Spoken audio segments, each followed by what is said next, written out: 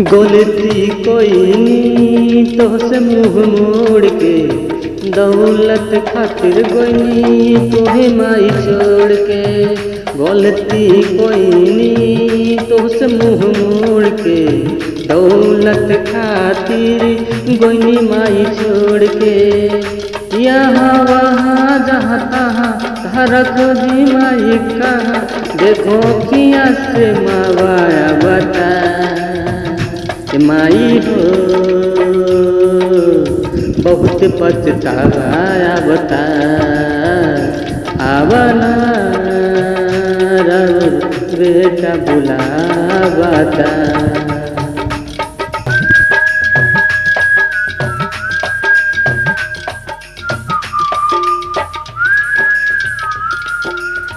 तू ही ता हवे माई हमारा सहारा, तोरे बिन कैसे हमर होइनु गुजारा। बच्चा समझ के हमरा कोई दाना माफ हो, तोहरे नाम से हमता लेबनी सास हो। हमारा कान पकड़ के हमके अब भूल न हुई कसम से, यही बात के गिलावाया बता। माई हो बहुत पछतावाया बता, आवना रउर बेटा बुलावता।